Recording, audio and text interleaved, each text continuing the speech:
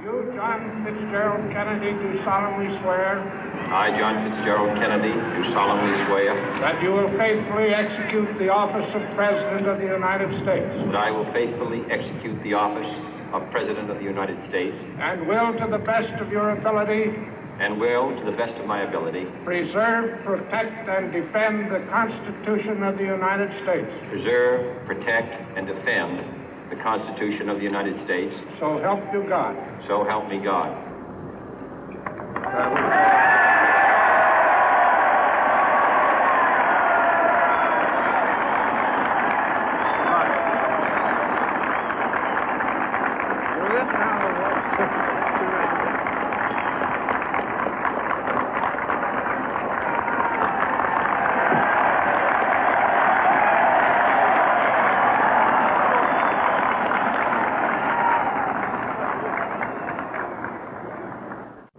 Vice President Johnson, Mr. Speaker, Mr. Chief Justice, President Eisenhower, Vice President Nixon, President Truman, Reverend clergy, fellow citizens. We observe today not a victory of party, but a celebration of freedom, symbolizing an end as well as a beginning, signifying renewal as well as change. For I have sworn before you and Almighty God the same solemn oath our forebears prescribed nearly a century and 3/4 ago. The world is very different now, for man holds in his mortal hands the power to abolish all forms of human poverty and all forms of human life. And yet the same revolutionary beliefs for which our forebears fought are still at issue around the globe. The belief that the rights of man come not from the generosity of the state, but from the hand of God. We dare not forget today that we are the heirs of that first revolution. Let the word go forth from this time and place to friend and foe alike that the torch has been passed to a new generation of Americans born in this century, tempered by war, disciplined by a hard and bitter peace, proud of our ancient heritage, and unwilling to witness or permit the slow undoing of those human rights to which this nation has always been committed and to which we are committed today at home and around the world.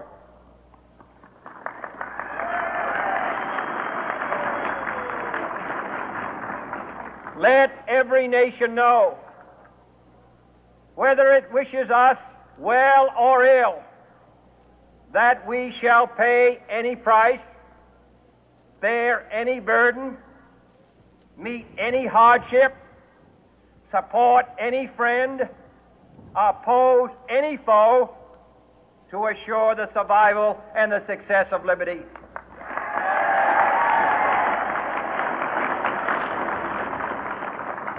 This much we pledge and more.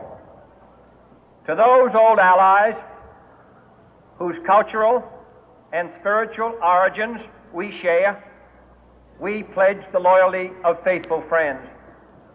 United, there is little we cannot do in a host of cooperative ventures. Divided, there is little we can do, for we dare not meet a powerful challenge at odds and split asunder. To those new states whom we welcome to the ranks of the free, we pledge our word that one form of colonial control shall not have passed away, merely to be replaced by a far more iron tyranny. We shall not always expect to find them supporting our view, but we shall always hope to find them strongly supporting their own freedom, and to remember that in the past, those who foolishly sought power by riding the back of the tiger ended up inside.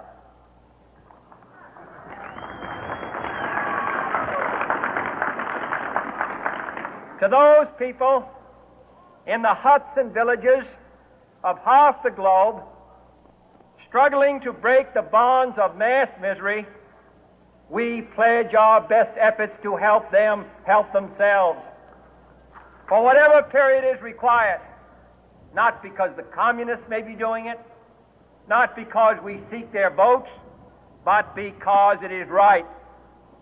If a free society cannot help the many who are poor, it cannot save the few who are rich.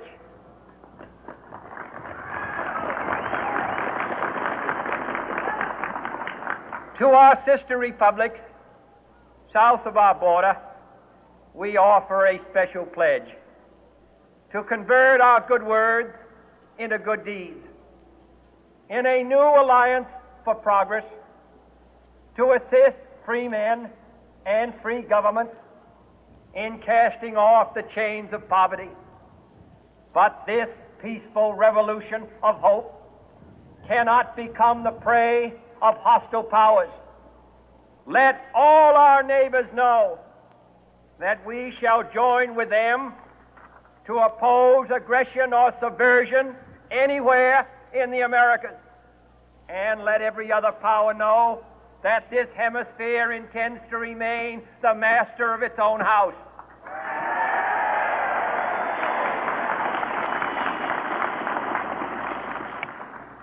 To that World Assembly of Sovereign States, the United Nations, our last best hope, in an age where the instruments of war have far outpaced the instruments of peace, we renew our pledge of support to prevent it from becoming merely a forum for invective, to strengthen its shield of the new and the weak, and to enlarge the area in which its writ may run.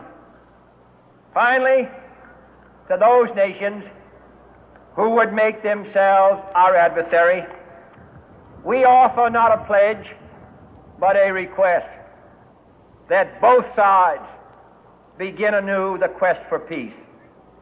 Before the dark powers of destruction, unleashed by science, engulf all humanity in planned or accidental self-destruction, we dare not tempt them with weakness, for only when our arms are sufficient beyond doubt can we be certain beyond doubt that they will never be employed.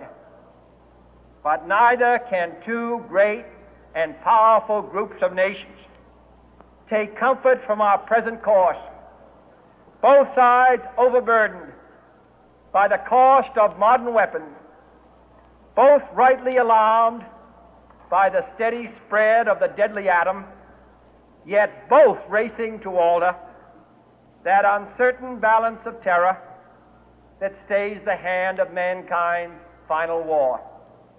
So let us begin anew, remembering on both sides that civility is not a sign of weakness, and sincerity is always subject to proof. Let us never negotiate out of fear, but let us never fear to negotiate.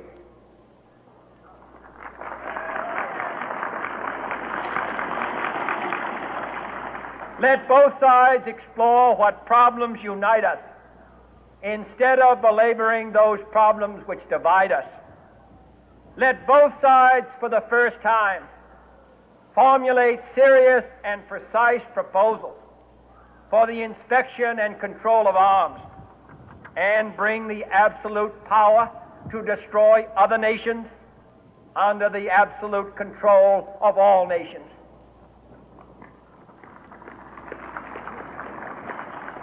Let both sides seek to invoke the wonders of science instead of its terrors. Together, let us explore the stars, conquer the deserts, eradicate disease, tap the ocean depth, and encourage the arts and commerce. Let both sides unite to heed in all corners of the earth the command of Isaiah to undo the heavy burden and let the oppressed go free.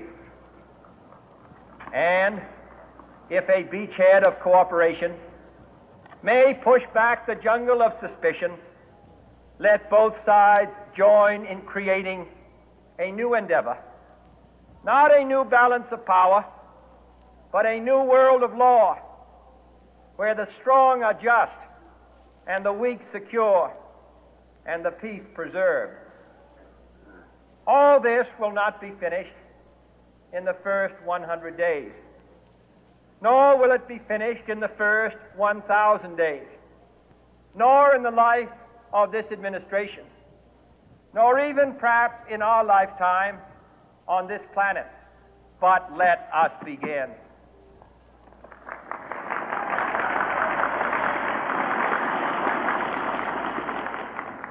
In your hands, my fellow citizens, more than mine, will rest the final success or failure of our course.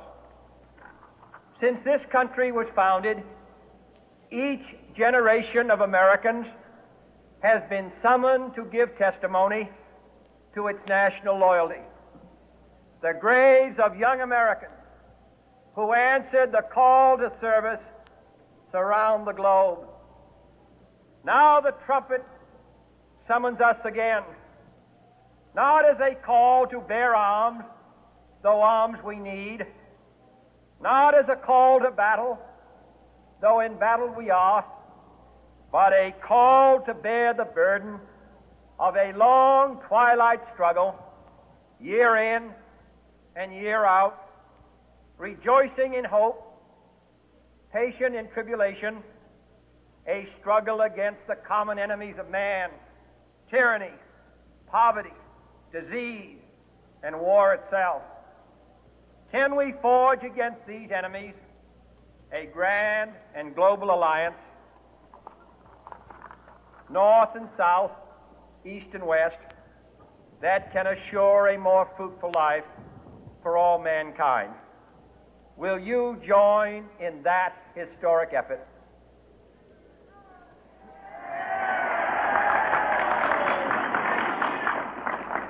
In the long history of the world, only a few generations have been granted the role of defending freedom in its hour of maximum danger.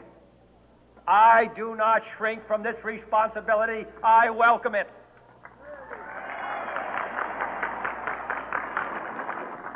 I do not believe that any of us would exchange places with any other people or any other generation.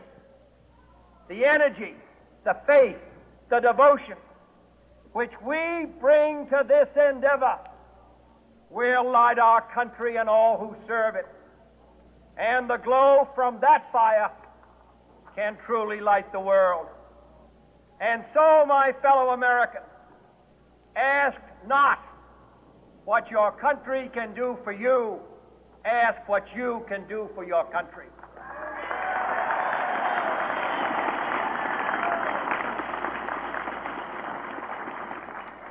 My fellow citizens of the world, ask not what America will do for you, but what together we can do for the freedom of man.